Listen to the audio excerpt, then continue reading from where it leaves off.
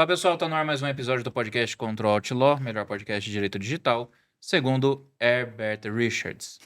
Conosco presentes aqui mais uma vez os nossos amigos Luiz Bino, Anthony Gama e a Luísa, que tá ainda de licencinha maternidade, tá descansando hoje. O Turco teve um acidente aí, né? Velho de joelho podre jogando squash, você acha que vai dar o quê? Puxaram o tapete do Faustão pra ele. Você viu, cara? Rapaz, a gente viu o vídeo, porque hoje tudo é câmera de segurança, né? É, Rapaz, eu não sabia que o joelho humano dobrava daquele jeito. pois é, parece uma cena Aí de que tá, Star não Wars. dobra, né? Ô Matheus, melhoras aí, viu, cara? Aceita a tua idade, para de jogar squash, vai jogar uma coisa mais condizente agora. Joga poker, biriba, Bocha. bocha, cacheta, alguma coisa desse tipo. Então, bem, estamos aqui reunidos hoje para discutir um tema que a gente foi meio que pego de surpresa com esse tema. Eu achei bem interessante, porque é uma campanha que tem ganhado bastante tração na internet nos últimos dias. Está relacionada com a inteligência artificial e é um tema que a gente meio que abordou rapidamente já em um episódio, que é a questão do uso da inteligência artificial na dublagem. A gente tem visto aí o crescimento da intenção de alguns estúdios em utilizar a inteligência artificial para substituir o trabalho dos dubladores, e os dubladores, obviamente, já estão se levantando contra isso. Estão fazendo uma campanha agora, Dublagem Viva, Isso. pedindo a regulamentação da inteligência artificial para a preservação dos seus empregos. E aí, pessoal, o que vocês enxergam aí? Como é que vocês estão? Tudo certo, né? Um pouco agora com medo da inteligência artificial substituir a gente. Ou será que pode ser bom, né? De vez em quando você quer descansar, ter uma inteligência artificial aí te substituindo. Mas brincadeiras à parte, cara, vem muito naquela linha já que teve daquela greve, né, em Hollywood. Em que os produtores... Foi a primeira greve dos história. produtores, né? Segunda greve, na verdade, a primeira foi em 63, parece. E essa greve uniu atores e produtores E roteiristas. e roteiristas por conta do uso de inteligência artificial, né? O receio da inteligência artificial substituir totalmente o trabalho. Porque, assim, a gente tem uma visão muito ampla do grande ator, né, daquela grande estrela, só que para aquilo acontecer tem muita gente envolvida ainda. Então, principalmente esses coadjuvantes, o pessoal que fica ali atrás, sabe? Então, eles vão acabar ficando sendo totalmente substituídos, né? Então, foi uma grande preocupação, e agora a gente está vendo aí essa mesma preocupação na dublagem. Ô, Bino, em 63 a greve também era por conta de inteligência artificial? Não sei, eu acho que... Tô brincando. Eu acho que foi por causa Só pra quebrar tudo. Versão brasileira é Herbert Richards, de São Paulo. Na verdade, Rio, né?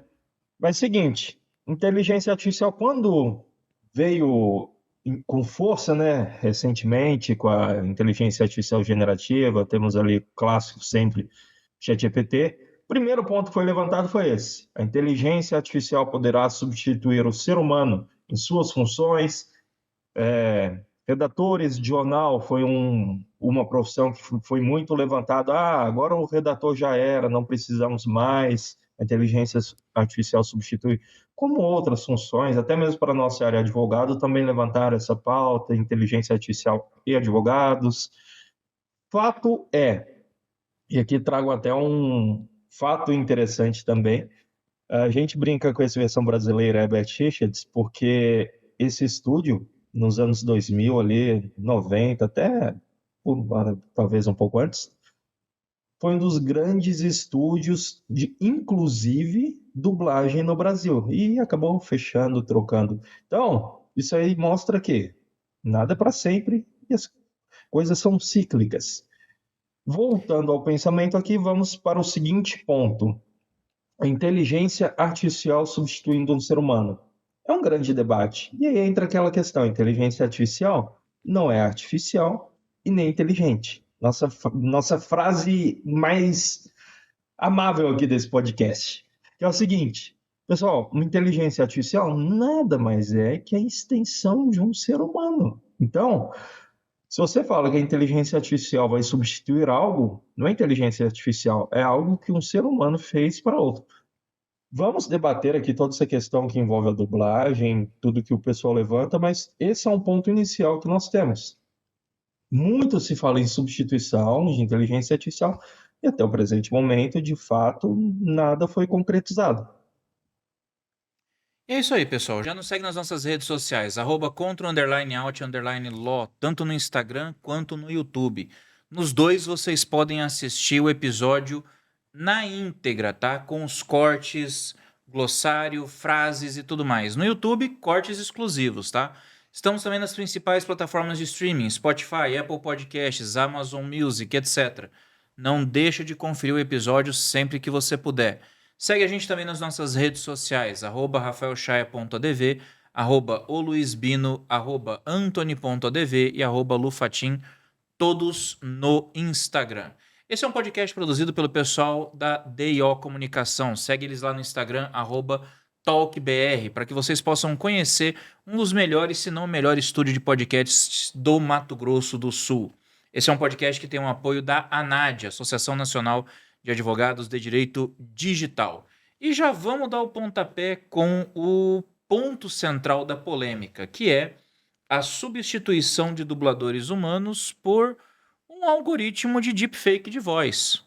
Quer dizer, usando aí como gancho a questão da greve que o Bino citou, que rolou em Hollywood, o grande ponto que nos chama a atenção é que não foi bem a questão do uso da inteligência artificial que serviu como gatilho para aquela greve, mas como foi feita a proposta.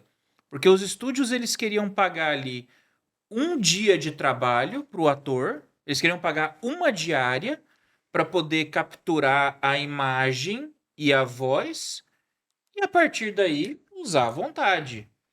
Ou seja, uma cessão vitalícia dos Dos direitos sobre direitos. voz e imagem. Aí realmente não tem como, né? É, o uso, assim, eu acho que o senso comum é, a gente não consegue parar, frear a tecnologia.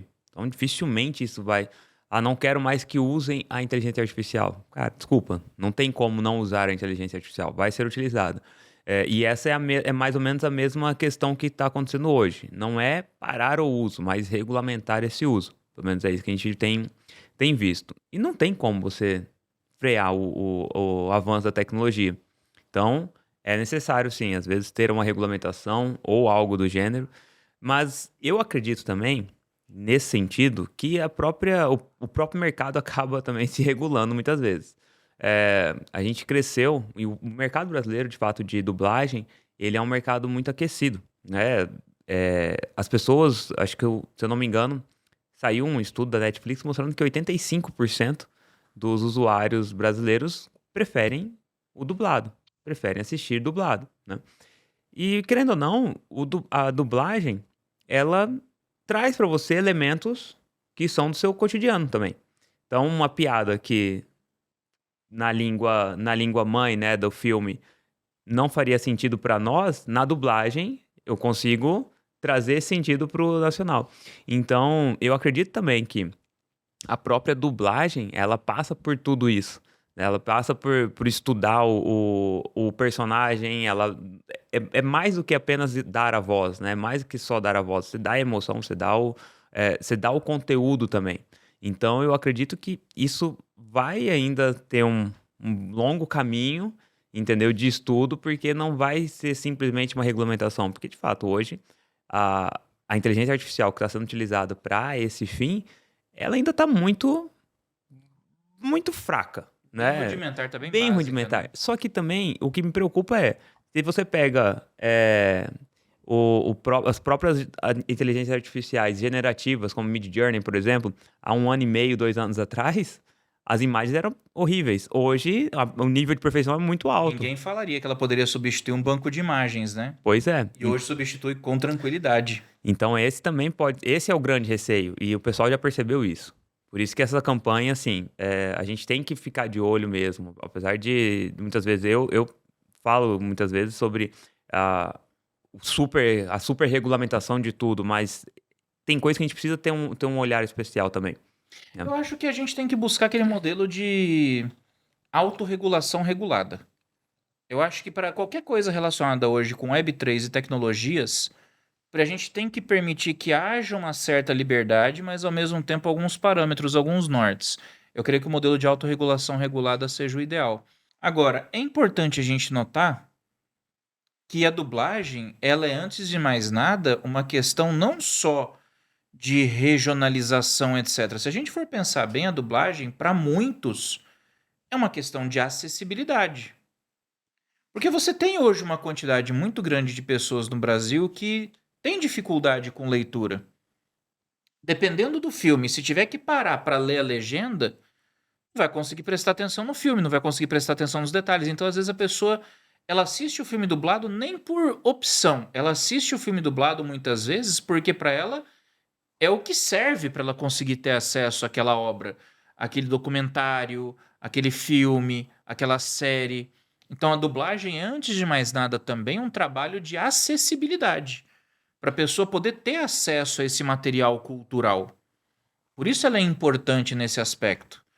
E aí, quando a gente pega essa perspectiva de que a inteligência artificial pode vir para substituir os dubladores, eu não sei até que ponto isso pode rolar. Porque, tudo bem, os modelos de inteligência artificial eles estão evoluindo bastante.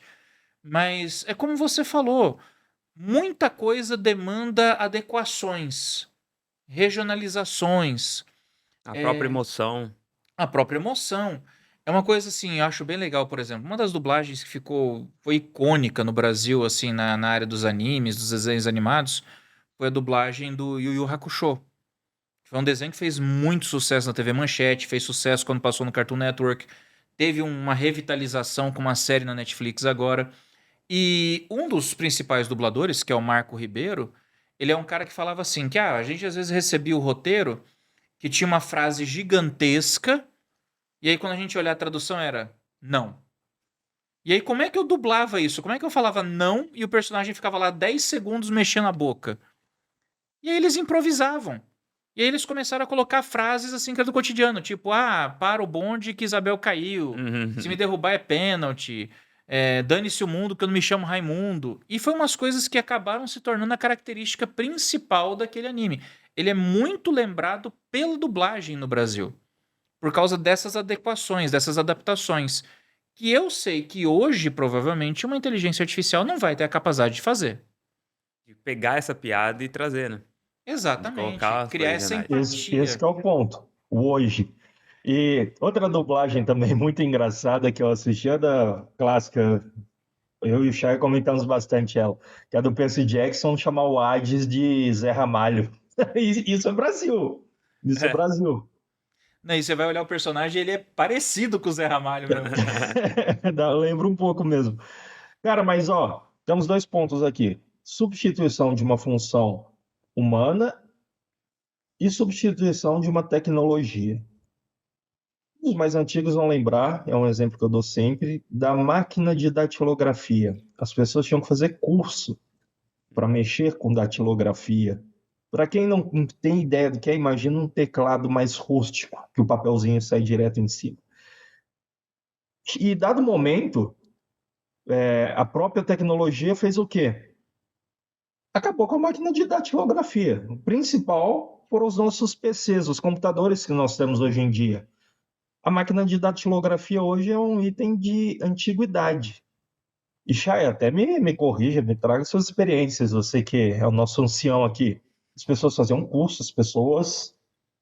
Era assim, nossa, fulano tem curso de datilografia. Então, aqui nós temos uma substituição plenamente da ferramenta tecnológica. No tópico que nós estamos trazendo hoje, não é a substituição da ferramenta. Aqui é uma substituição de uma função humana por uma inteligência artificial, ou seja, uma ferramenta tecnológica.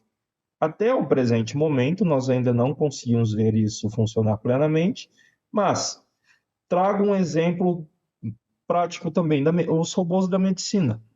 Os robôs da medicina, as pessoas falam, nossa, substitui perfeitamente o médico. Não, o médico que ele que mexe no robô, ele que tem o controle do robô, então ele teve que se aprimorar. Nesse sentido da dublagem, hoje ainda não se tem algo que case o dublador com a inteligência artificial, fala-se apenas na mera substituição. E aí que mora todo o problema, todo o conflito. O Chay disse muito bem, uma questão de acessibilidade. No Brasil, muitas pessoas não conseguem, até mesmo por questões de conhecimento, bem como questões até mesmo oftalmológicas. A pessoa não consegue assimilar a imagem, letra, som, tudo ao mesmo tempo e acaba perdendo a obra.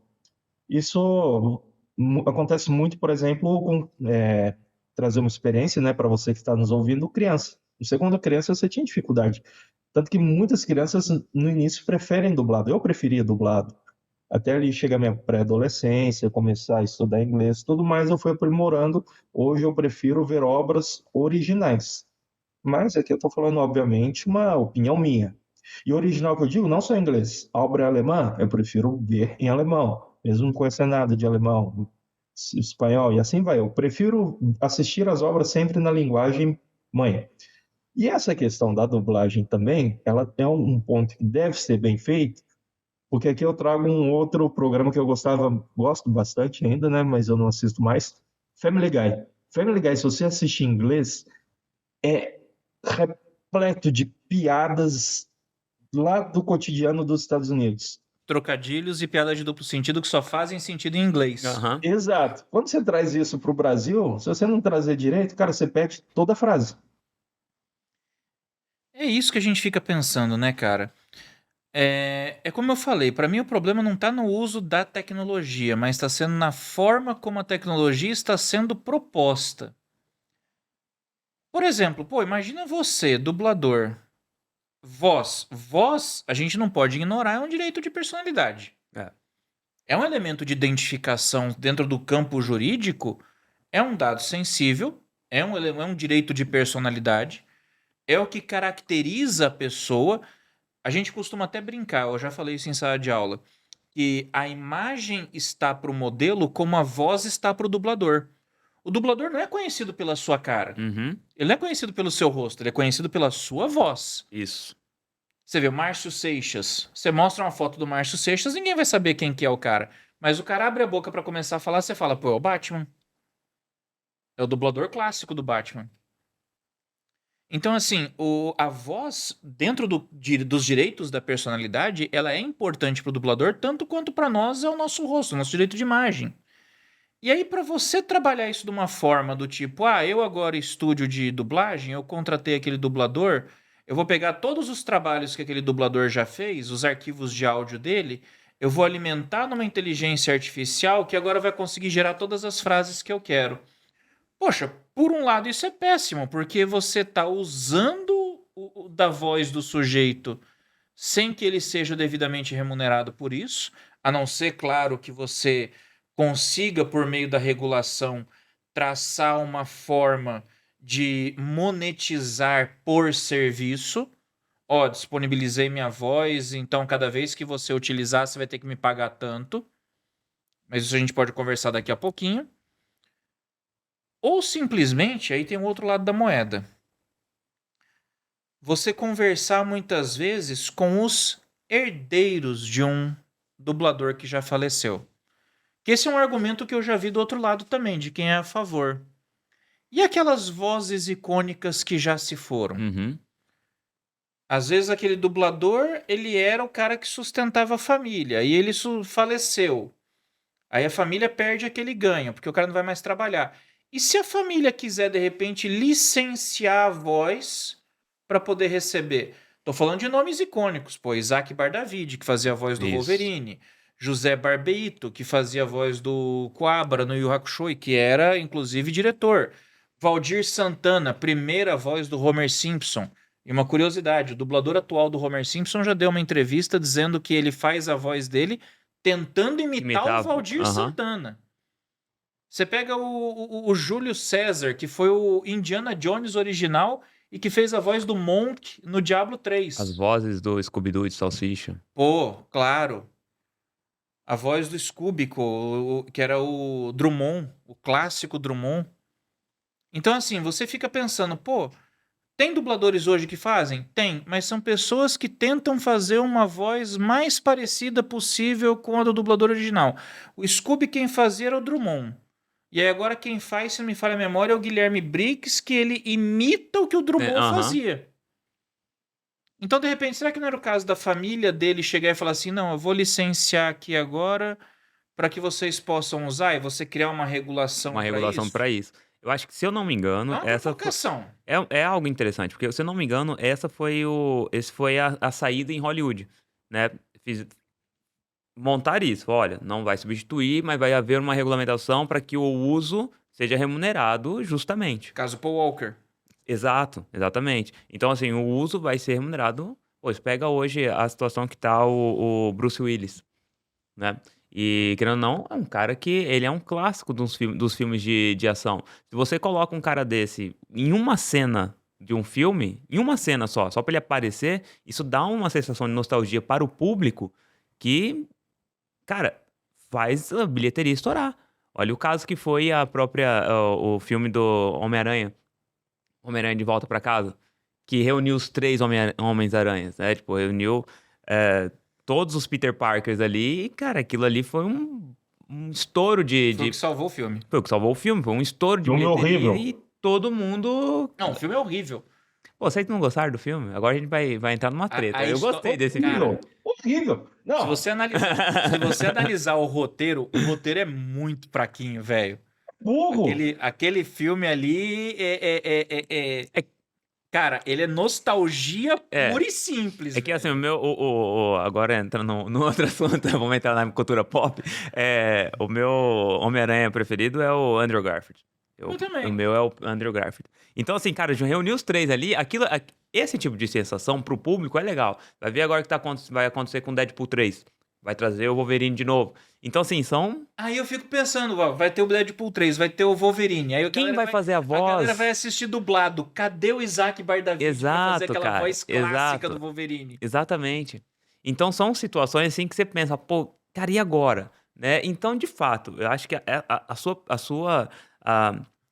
sua provocação, ela traz um negócio que é legal, entendeu? Porque ela tem essa necessidade pô, tem alguns clássicos. É claro que também, assim, você vai pensar, pô, vamos jogar uma outra situação nessa mesma história que você trouxe. Existem os personagens clássicos, pô, tem um Wolverine clássico e tal, que tava com a voz do Isaac. Mas também precisam surgir novos Isaacs, né? Também precisam surgir. Só que Sim. talvez aí vem uma nova produção também, né? Um novo X-Men, um novo Wolverine com uma nova voz e aí por diante. Outro ator, né? Exato. E ó, pra quem acha assim que, mas o brasileiro não se importa quando troca a voz. Uhum, Importa, hein, cara? uhum. Deixa eu só fazer uma diferenciação rápida, tá? Isso eu aprendi com um grande amigo nosso, que é dublador também, Spencer Totti, abraço pro Spencer. Existe uma diferença para filmes e jogos. Para filme é dublagem, para jogo é localização.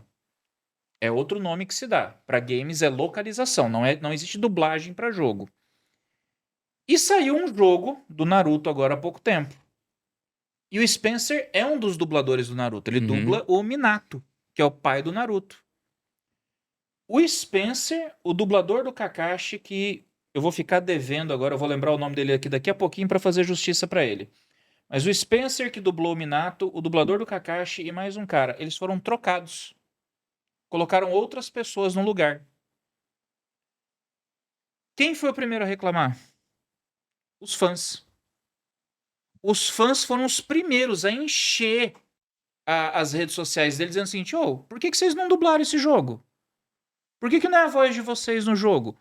Quer dizer, nós que consumimos muitas vezes o conteúdo dublado, a gente cria aquela relação de carinho com aquele dublador, com a voz daquele dublador. Tanto que muitas vezes os dubladores, eles ficam vinculados não ao personagem, mas ao ator. Ao ator, é. O cara que dubla, por exemplo, o Will Smith, vai dublar o Will Smith em todos os filmes. O Marco Ribeiro, que é o cara que dupla o Robert Downey Jr., ele dubla em todos os filmes. Você consegue assistir Ed Murphy sem a dublagem? Cara, Ed Murphy, cara. Não tem como. Você... voz é icônica. Olha esse efeito na prática. Ed Murphy é da minha infância. Lembra que eu falei pra vocês que na infância eu só assistia dublado? Aham. Hoje, de vez em quando assisto filme do Ed Murphy, porque é a minha infância. Eu só consigo assistir dublado. Exato, cara. Hoje que eu assisto a maioria dos Parece que filmes na perde língua um pouco, nativa, né? Um filme do Ed Murphy eu tenho que assistir dublado porque é o que criou na minha mente. Então esse fator humano é muito grande. Você não consegue ligar o Ed Murphy sem a dublagem. A gente Não. associou aquele rosto àquela voz. É? Inclusive, aqui mais um fato geek meu e do Shaq. Nós, por muitos anos, fomos pro players de Destiny.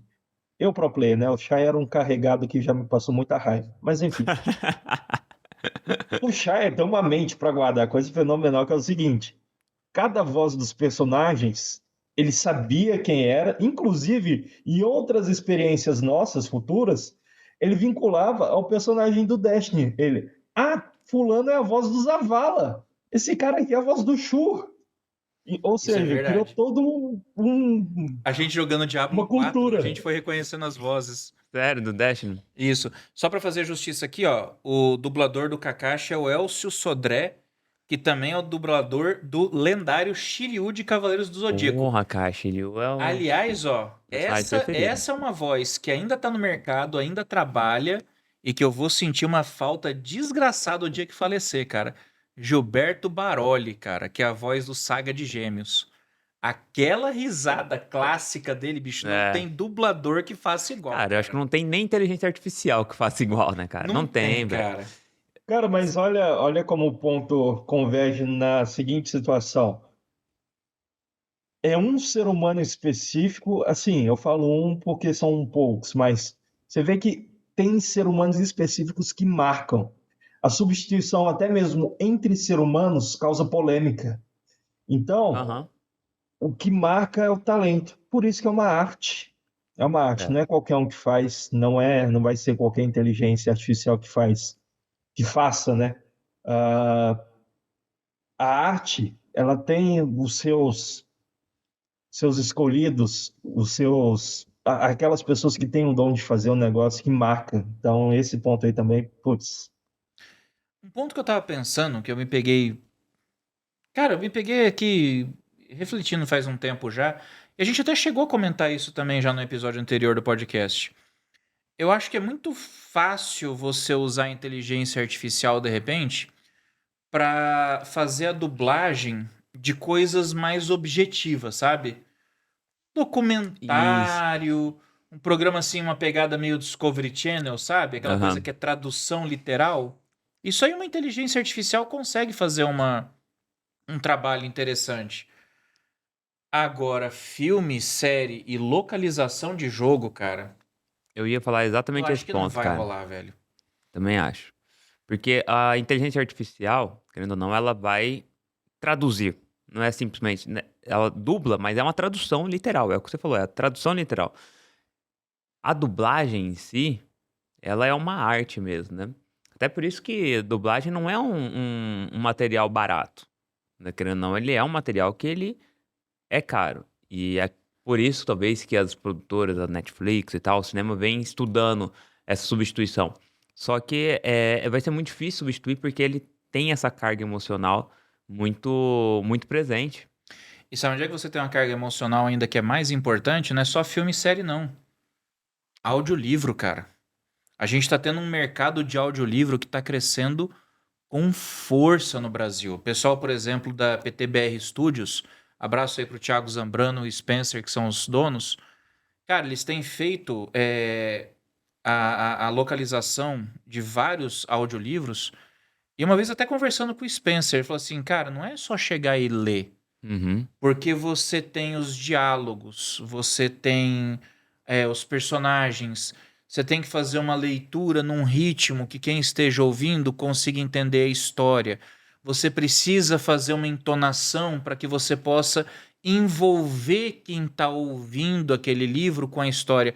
Pô, precisa falar mais? O audiolivro do Senhor dos Anéis nos Estados Unidos foi lido pelo Andy Serkis, que foi o cara que fez o Gollum. O Andy Serkis fez o audiolivro. Quem fazia também quem recitava alguns poemas de Senhor dos Anéis, saudoso Christopher Lee, o Saruman, com aquele vozeirão dele. Então, não é só você chegar e... não, vamos fazer um audiolivro? Joga o livro aqui numa inteligência artificial que ele vai converter em áudio. E aí fica aquela coisa com voz de assistente do Google. É. Então você tem. É isso que você falou, você tem que imprimir emoção, você tem que conseguir envolver quem tá ouvindo. Aliás, foi uma das primeiras polêmicas esse ano do Threads, né? Que o pessoal colocou assim: quem ouve audiolivro é leitor de livro? E eu falei assim, cara, pergunta besta. Bicho, a galera tretou uns 3 dias por causa Ô, disso. louco. Se quem ouvia audiolivro era leitor de livro. Eu falei, uai, cara, cego vai ler como? Não é todo É, mundo que tem acesso a braille. acho que o Então precursor cego não lê? o precursor do audiolivro foi o Cid Moreira narrando a Rapaz, Bíblia. aquele vozeirão do Cid Moreira clássico, né, velho? Muito bom, cara. E é isso daí, a carga emocional ela é muito forte na dublagem. E o brasileiro, principalmente, ele tem essa questão do áudio, né? Então você escuta, você lembra, você gosta dos clássicos. É um negócio que dificilmente a inteligência artificial vai conseguir simplesmente substituir, né? É aquilo que você falou. Da tradução literal, pode ser que sim, né? Um documentário, né? Aquele negócio ali do Discovery Channel e tal, uma Isso. história narrada, legal, mas nem o áudio, né? Nem o audiolivro, nem o livro que ele que não é também uma obra, ele precisa de ter diferenças de emoção, isso não tem como substituir simplesmente. E aí a questão da regulação talvez ela comece a fazer sentido para entender um pouco mais sobre isso. Só que eu acho que esse vai ser um estudo que vai precisar delongar um bom tempo. Até porque, como nós falamos, então são de direitos de personalidade, né? E não é um negócio restrito ao Brasil. Não é somente restrito. A gente está pensando aqui Brasil, mas a dublagem ela é mundial.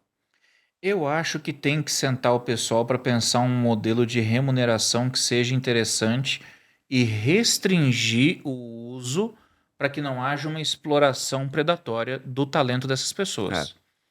Acho que tem que ser uma coisa do tipo, ó, você ele faz a licença pra gente poder usar, beleza, aí vai no contrato, você coloca as condições, ó. Autorizo somente o uso da minha voz em documentário, não autorizo em filmes, séries e desenhos, por exemplo. Isso. Ó, somente autorizo para obras desse estúdio, não autorizo de Uhum. outro estúdio. Porque Ou aí é uma simplesmente- sessão de Exato. direito Ou que. simplesmente fazer como vários cantores e atores em Hollywood estão fazendo. Já estão colocando em vida agora que não autoriza que use, ponto final. Eu acho que você tem que permitir que cada um escolha o que quer fazer. Autorregulação regulada. Ah, eu sou dublador, não quero que a minha voz seja usada? Beleza. Não vai usar. Autorizo com condições. Estabelece as condições. Quem vai editar as regras não pode ser unilateralmente o estúdio. Para mim, você tem que trazer o dublador, que é o cara que tem o direito de personalidade. Querendo ou não, ele é o produto, né? Ele é o titular, ele é o cara que detém o direito sobre a própria voz, ele vai decidir o que fazer. Olha o que o Kiss fez. A banda Kiss acabaram de fazer um mapeamento 3D deles mesmos para fazerem shows virtuais, porque falaram, ó, a gente sabe que daqui uns 5, 10 anos, aí uns 15 anos talvez no máximo, a gente não vai aguentar mais fazer show, mas a gente quer que o Kiss faça show o resto da vida. A gente quer que o Kiss faça show eternamente para as próximas gerações. Os caras já se digitalizaram pensando em fazer shows virtuais do futuro. Você vai num estádio para botar os hologramas lá cantando para você. Então, assim, é isso que eu acho que tem que rolar. Tem que ser de cada um. E aí, aproveitando um gancho, uma coisa que a gente falou, eu quero ouvir o Anthony também nessa, que ele tá quietinho hoje. Quando Eu sou começou a tímido. campanha da dublagem viva, vários dubladores começaram a fazer vídeos curtos no Instagram e começaram a publicar, falando, ó, eu sou fulano de tal, eu dublo os personagens tal, tal, eu sou a voz do fulano, do Beltrano, do Cicrano, e eu quero a dublagem viva. Um cara que se manifestou sobre isso, mas não se manifestou como dublador, mas como consumidor, foi o Spencer. E aí, nesse ponto, eu acho que ele tem razão num aspecto muito simples. É fácil você pedir regulação de algo quando é o seu que está na reta. Uhum. Agora, de onde que vem a força maior para que você possa conseguir algo? É quando o mercado consumidor pede isso. Então aí é uma questão que tem que ser levada para quem consome o produto. É o consumidor que tem que bater e falar, ó, a gente não quer essa dublagem de IA, não. A gente quer prestigiar os dubladores, os donos das vozes que fizeram a nossa infância, a nossa adolescência. Que é o que aconteceu, por exemplo, quando saiu esse jogo novo do Naruto, que Que a turma foi lá. substituíram os dubladores, a galera se levantou e falou: vem cá, trocou por quê? O que aconteceu? Não estava disponível? Foi uma decisão unilateral do estúdio? O que houve? Quer dizer, o consumidor fala mais alto, porque o consumidor fala com a carteira. Se o consumidor se manifestar numa situação como essa, o impacto vai ser completamente diferente. E isso foi legal da greve em Hollywood, porque a greve ela foi começada pelos roteiristas, atores e produtores, mas teve adesão da população, Aham. que é o consumidor. O O consumidor também. não quer isso. Que é aquela questão que a gente falou no começo. O mercado, ele também regula, né? Eu tava Por isso que eu quietinho falo. aqui porque eu tava para falar nesse ponto. O principal aqui não é a vontade de A, B, C, é o mercado, é o consumidor, é quem move. Se o consumidor chegar e falar, cansei de streaming, não quero assistir, não assino mais streaming nenhum, vai acabar os streamings. O que Tem aconteceu com a como TV a TV por cabo. assinatura, que foi acabando. E aqui na dublagem é a mesma coisa. Se o consumidor bater o martelo e falar, odeio, não quero, não gosto, pode chover granito, não é nem granizo, é granito, que De placa, acabou. né? Isso, aí a gente tem até nos esportes. Tem esporte que tem adesão do público, do consumidor, dinheiro a roda, a fortuna. E tem esporte que você não consegue juntar 50 pessoas para assistir. Quem manda é o consumidor, o gosto é o consumidor. Óbvio, tem ferramentas de marketing e tudo mais que tentam fazer a massa se mover, inclusive hoje em dia influências que nós falamos até no último episódio, mas é o gosto popular que manda. Isso aí, mercado básico, né? Você não Você vende quer uma prova? produto à toa. Você quer uma prova cabal de que quem determina é o mercado, independentemente Não, da eu quero uma tecnologia? prova VEX. Tá bom, nossa, só quem joga Destiny vai entender essa piada, velho. Piada ruim pra cacete, mas vamos lá. Ó, uma prova cabal de que quem determina o mercado é o consumidor. Você deu exemplo, por exemplo, a máquina de escrever que foi substituída pelo computador. Você já falou do lampião que foi substituído pela lâmpada, da carroça que foi substituída pelo carro. O vinil foi substituído pelo CD, certo? Certo, E o CD Correto. foi substituído pelo streaming, certo? certo. Correto. Mas o mercado consumidor ainda quer LP. Ainda busca o vinil, né? Ainda busca o vinil. O que Vira um acontece clássico. hoje? Você não tem mais o mercado de CD. Uhum. Você praticamente não tem CD mais no mercado. Acabou. Você tem streaming de música e vinil. E vinil é caro pra caramba. Um vinil, aqui no Brasil, você compra vinil importado a 300, 400, 500 reais, um LP. Então não é só uma questão de a tecnologia substitui. É o que o Anthony tá falando.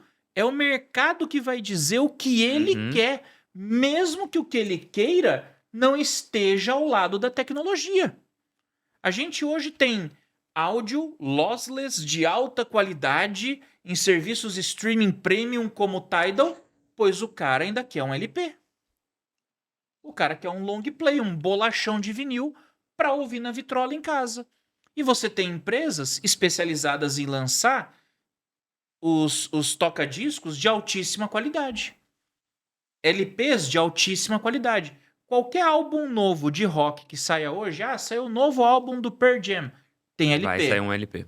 O Homem de Ferro 2 lançou a trilha sonora que é uma coletânea do AC/DC, tem LP. Saiu o filme Guardiões da Galáxia, trilha sonora, tem LP. Melhor trilha sonora pra mim de filme é Guardiões. Então é o mercado que define, Aham. cara. Se o mercado quer algo antigo, se o mercado quer algo clássico, se o mercado quer algo artesanal, por que não assim dizer, é o que ele vai buscar e ponto final. Ele não vai querer nada enxuto, processado a vida inteira.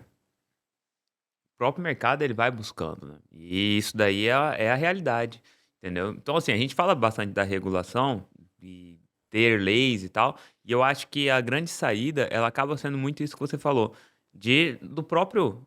Porque, assim, o dublador, ele é o produto, a voz dele é o produto, certo?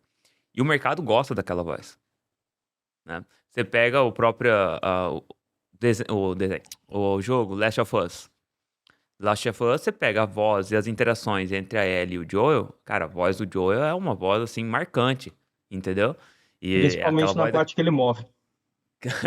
Aquela voz marcante e tal.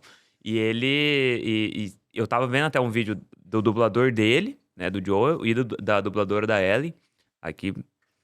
E ela mesma falou, cara, tinha dia que eu saía dali, tipo, com uma carga emocional muito alta da própria interação.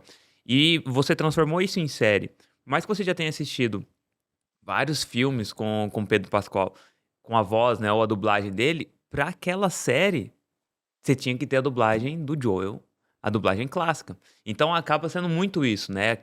O mercado ele vai pedir. Pô, saiu um novo filme do Pedro Pascal, mas é como o Joel. Puta, não consigo assistir o Joel sem, né, ainda que seja aquele ator, ainda que tenham outras dublagens. Então o mercado ele busca isso também. O mercado vai buscar isso. E às vezes a grande saída é essa. O dublador, ele cede o seu produto com as suas regras, né? E, e aí entra toda uma questão contratual para isso. Se eu fosse sintetizar, eu levantaria assim 2 pontos. Respeitar a liberdade individual de cada dublador. Cada dublador vai decidir o que fazer com a própria voz. Primeiro ponto. Segundo ponto. Para mim, esse talvez o mais importante. Começar a ouvir as famílias dos dubladores que já faleceram. Para ver se existe o interesse delas licenciarem a voz e receberem por obra. Até como uma forma de elas receberem algo. Só que aí é um problema que o Anthony já levantou e que você já levantou também. O Anthony levantou no episódio antigo e você levantou hoje. Pô, mas se eu ficar usando as vozes clássicas para sempre, eu não vou dar espaço para novos dubladores. É uma faca de 2 gumes, e eu concordo que isso realmente é um problema. Você precisa permitir que o mercado também se renove. Mas assim, de repente pode ser uma opção para que aquela família tenha uma renda, não O sei. negócio é que mexe com emoção. Tudo que mexe com emoção Aí é já entra com a delicado. memória afetiva. É. Memória afetiva, essa é a E palavra. aí a gente vem, pô, aí é uma provocação que eu tô fazendo. Pode ser algo bom, pode ser algo ruim. Tudo tem 2 lados. Agora, da forma como os estúdios querem fazer, definitivamente não tá legal. Porque aí eles não estão pensando na qualidade do produto que eles vão entregar, eles não estão pensando no que o consumidor que é fã quer.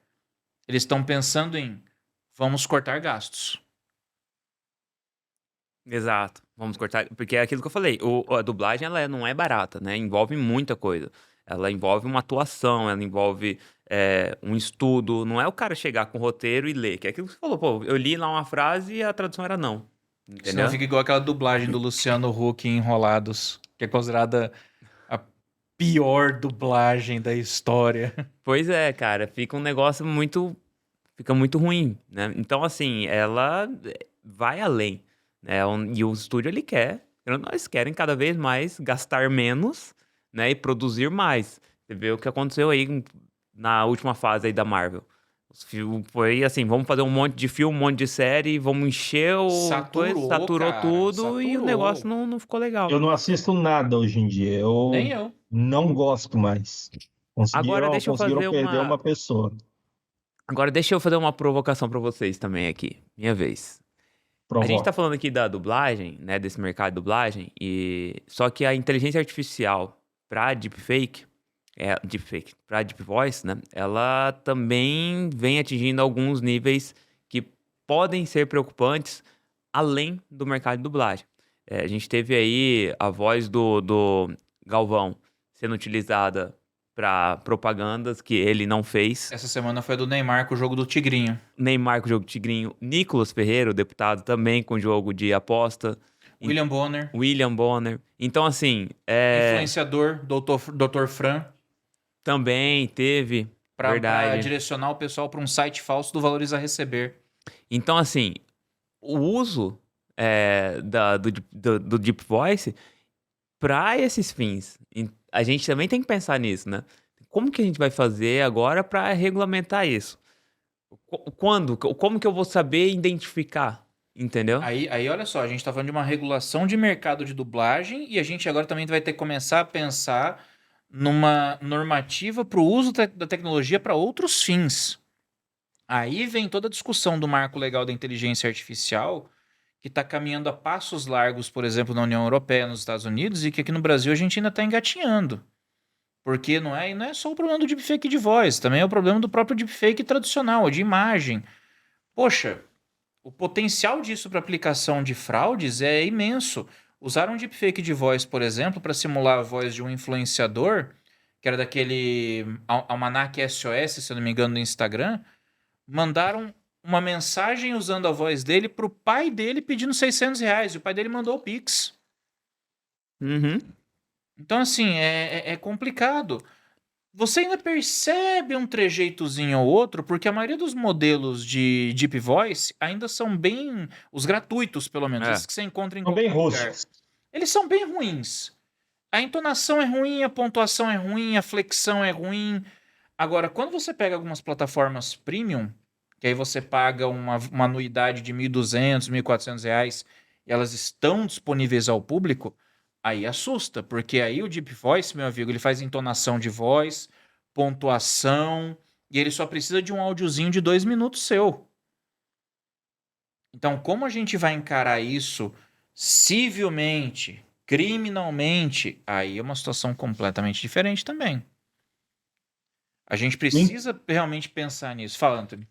Não, mas inclusive essa questão, e até faço uma expansão de conteúdo aqui, a questão dos nudes. Isso aí também veio à tona recentemente, que é por Deep Nudes. inteligência artificial.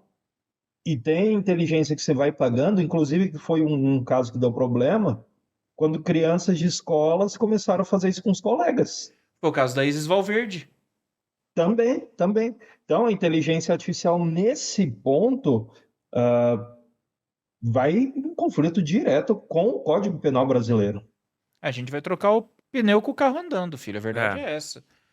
Voltando para a questão da dublagem. Dublagem favorita de vocês aí, que vocês... Para vocês seria inadmissível usar uma inteligência artificial.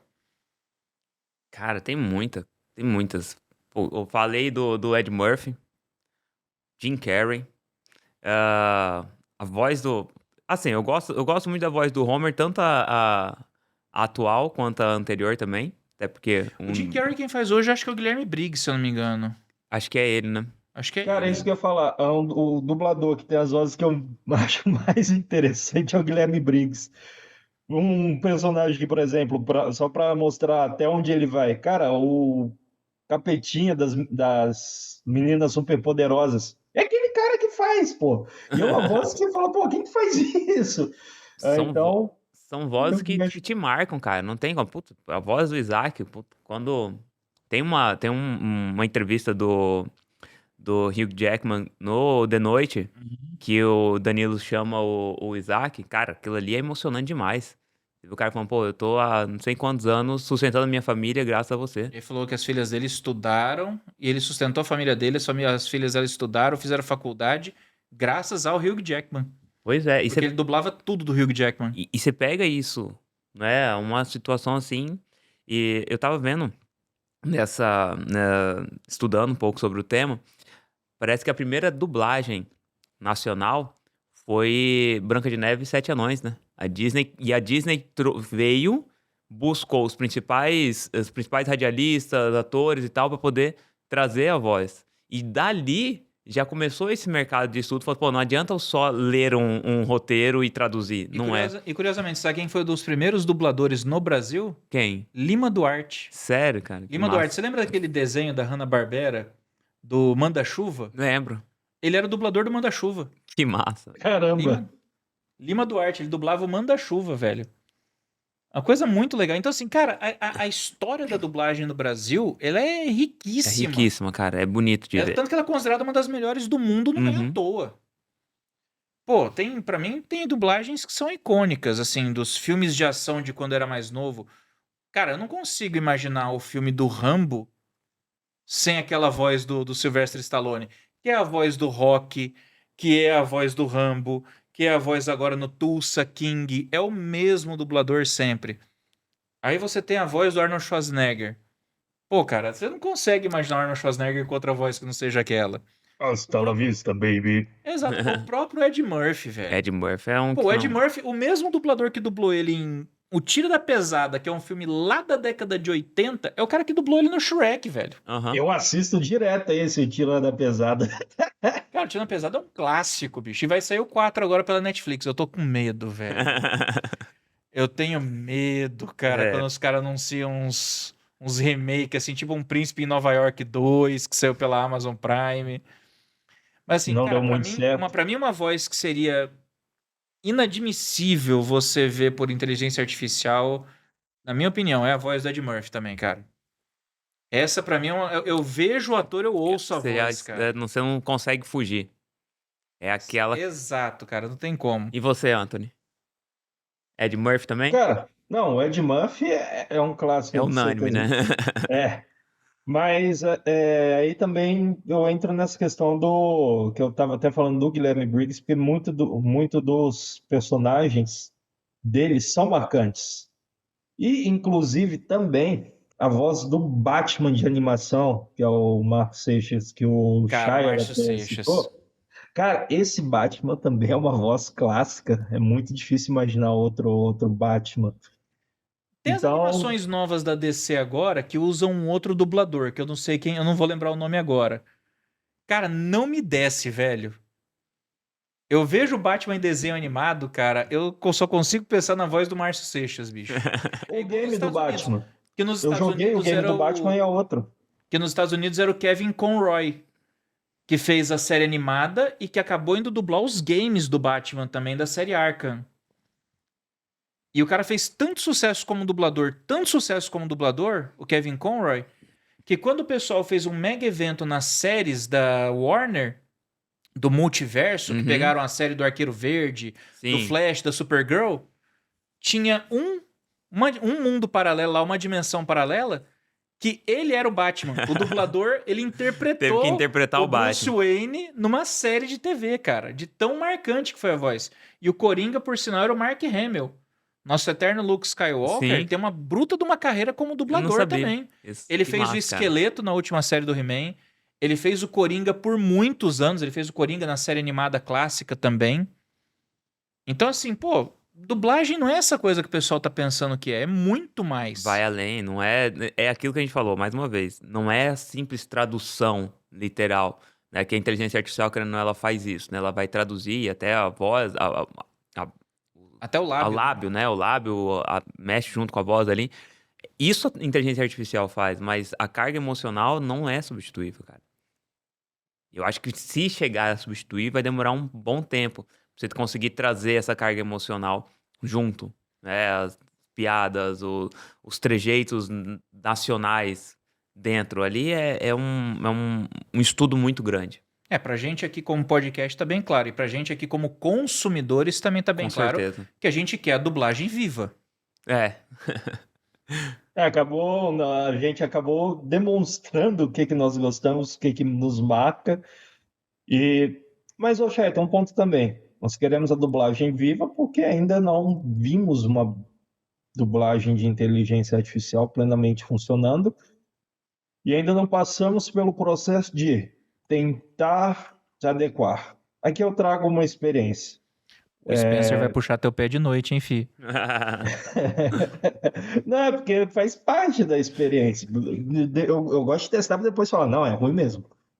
E eu assistia, quando criança, Dragon Ball. E recentemente, há uns 6 anos atrás, lançou um Dragon Ball Super. Eu tinha muito forte a dublagem porque remetia à minha infância. Só que eu queria saber essa história. E eu fui assistir. Só tinha em japonês. Cara, eu odiava. Curiosidade, para quem não sabe, quem faz a voz do Goku, que é o personagem principal no Japão, é uma mulher. Então eu falava, cara, isso não tem nada a ver, não, inadmissível. Não é que hoje eu prefiro o japonês que o dublado. Hoje, assim, após assistir, ficou totalmente fixo. Porque no japonês eles colocaram uma emoção bacana, ficou legal, ficou legal. É que você vai Então, por isso que eu acostumando falo, também, né, às vezes, cara? depois que você toma a experiência. No Brasil é o clássico Wendel Bezerra que faz a voz do Goku. Oi, eu sou o Goku. Que é um E- trabalho também que o pessoal adora, adora. Pô, é nostálgico pra caramba, né, cara? E você vai trazendo. E aqui a gente vai acostumando, sabe? E eu tava vendo, assim, se não me engano, até o próprio Wendel falando isso, que você vai acostumando com aquela voz. Você acostumou com a voz da Siri, você acostumou com a voz do Google, você vai, né? Ou você entra no TikTok, aquela voz mecanizada em tudo, você acaba saindo daquele negócio, tipo assim, que te perturba, fala, puta, essa voz chatinha, pra um negócio que você vai acostumando, entendeu? E esse pode ser também o grande medo disso, sabe? Chegar um momento que, pô, não tem carga emocional, mas eu tô acostumando, tá ficando, vou acostumando, eu vou aceitando e beleza. E legal isso que o Anthony falou, porque o Japão ele não tem uma tradição assim de filme, novela, pelo menos não como nós temos aqui no Brasil ou nos Estados Unidos. Mas lá no Japão, os voice actors, os que eles não chamam de dublador, são Uhum. voice actors, atores de voz. Esse é o nome oficial. Cara, são celebridades. A senhorinha é uma senhorinha que faz a voz do Goku. É uma senhorinha já que faz a voz do Goku. Tem lá seus 60, 70 anos, não vou lembrar o nome dela aqui agora. Cara, vai em evento, ela não é ovacionada, ela é idolatrada. Os caras vão nos eventos assim, eles são tratados como se fosse um ator de novela aqui no Brasil. Essa é a valorização que é dada pro cara que empresta a voz com tanto amor para uma obra que Uma muitas vezes não foi ele que criou. Mas que quer queira, quer não, ele passa a fazer parte daquele projeto. E ele passa, inclusive, a tomar aquele personagem com carinho como sendo seu. É. Isso é legal, essa relação aí. O dublador, o cara que faz a localização, o ator de voz. Às vezes ele fica tão apegado com o personagem que ele trata como se realmente fosse dele. E isso na dublagem faz uma diferença absurda, cara. E assim, a gente pega essa mesma temática pra, pra interpretação de corpo, você pega os filmes da Marvel, né? O Robert Downey Jr., Chris Hemsworth como Thor, Samuel Jackson como Nick Fury. Cara, você pega o Nick Fury clássico, não tem nada a ver com o Samuel Jackson. Só que você pega as HQs dos últimos 10, 15 anos, já virou o Samuel Jackson, Nick Fury. Sim, é o O, do o, Universo Ultimate. o, o Robert Downey Jr. já é Então, assim, já virou um negócio tão clássico ali que você não foge mais. E a voz é a mesma coisa, cara. O cara já começa a pensar o personagem pra voz, o cara já começa a pensar o personagem pra aquele ator também. Eu só acho Conexão que total. Eu só acho que se você for partir para o mercado de IA, aquele problema que a gente discutiu, de você acabar perdendo uma rotatividade dos dubladores, se torna um problema real. Porque a partir do momento que eu, como estúdio, vou poder usar eletronicamente qualquer voz que eu quiser à minha disposição, para que eu vou querer entrar no mercado de dublagem se eu nunca vou ter uma abertura e se o estúdio já tem todas as vozes que quer? Só quem vai ter Isso aí, espaço Só quem vai ter espaço, de repente, vão ser as estrelas, né? Os Uhum. atores que o pessoal usa pra dublar como chamariz pra ver o filme. isso aí vai dar uma quebrada pelo seguinte: o estúdio não vai querer gastar nem nada. E o poderia dar certo? A pessoa começar a mostrar o seu trabalho na internet e depender do público ovacionar, falar, caramba, coloca essa voz e aí ter uma chance de gravar. Então, ó, como o caminho fica muito mais longo, e aqui hipoteticamente, claro que é o que eu tô falando, ou o estúdio também, por incentivo próprio, olhar e falar, essa voz aqui é fenomenal, ou seja, fica muito poder na mão do estúdio. O estúdio vira um superestado do poder das vozes. Fica até complicado e acaba futuramente, aí que entra na questão da até substituição, futuramente chega num ponto que, se o estúdio se sentir confortável só com vozes, já que já tem no seu arcabouço, aí ferrou para novas vozes, para continuidade desse processo, continuidade até mesmo que nós estamos falando aqui. Porque nós estamos vinculando voz, a emoção, a sentimento e a percepção do dublador para com o personagem. A partir do momento que você não permite que novos venham, trava todo esse ecossistema.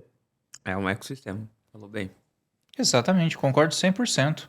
Pensa, se a gente tiver uma dublagem automatizada, a gente nunca vai ter, por exemplo, uma dublagem que eu acho que é É uma das imbatíveis até hoje, cara. Eu nunca vi nenhuma dublagem melhor do que essa até hoje, cara. A Nova Onda do Imperador, que é Desenho, né? com o Selton Mello Uhum. e com Humberto Martins e com a Marieta Severo. Puta, que dublagem sensacional aquela, velho. Não tem Essa eu nunca inteligência, assisti. não Vou tem até assistir inteligência depois artificial pra... que faça aquilo, cara. Jaburanga, Jabocreia, cara, é demais aquilo. Não tem IA que faça aquilo. No final das contas, o objetivo do ator de voz é esse, cara. É encantar inter- quem tá assistindo. A Exato. pessoa que tá assistindo quer se encantar com aquilo. Isso é sentimento. Máquina não vai fazer isso. A máquina vai traduzir. A gente vai ter um longo caminho aí pra conseguir entender isso, né? Porque a gente tem as barreiras de entrada depois que os clássicos se forem, né? E se eles cederem sua voz, a família ceder a voz e tal. E vai ser um caminho que a gente vai ter que. E o estúdio vai querer economizar, porque é aquilo que eu falei. Hoje fazer a dublagem ela é cara porque não envolve somente uma pessoa para voz. Não, você tem um estúdio, você tem várias pessoas, você tem uma produção que tem que ser feita e tal. E depois que essa voz ela é cedida, fica mais barato, querendo ou não. Eu vou ter que pagar, né, remunerar o dono da voz ou a família, mas todo aquele ecossistema, né, de estúdio não vou mais precisar pagar. Então vai ser eu Vai acho ser que é um tudo reduzido a caminho, um PC. é um caminho aí que a gente vai ter que estudar bastante e pensar muito como vai ser feito. Pessoal, já deu nosso tempo. Considerações finais. E aí, dublagem viva ou não? Cara, belo ponto, mas eu acho que todos nós aqui fomos mais para dublagem viva e a palavra aqui do episódio vai ser emoção. Porque vocês percebem que tudo roda em torno da emoção, em torno do sentimento do ser humano para com o seu contato com a arte. Então é isso que fica, né? Eu também acho que a emoção é esse ponto, né? Porque até mesmo quando a gente tem a sessão da voz e tal, as novas produções vão vir com emoção também. E essa emoção eu acho que somente a pessoa ali colocando a voz dela no momento em que ela tá assistindo e sentindo aquela emoção também, é que ela vai conseguir reproduzir aquilo, né? Eu acho que a inteligência artificial, por mais que ela por mais que ela evolua, né? E que se ela se aperfeiçoe, ela não vai conseguir trazer toda a carga emocional, mesmo que seja de uma voz que para o consumidor ela tem uma carga nostálgica emocional, para aquele momento em si, não vai trazer. Para os estúdios ficaria conveniente, né? Porque eles poderiam usar a própria voz do ator e simplesmente traduzir e pronto.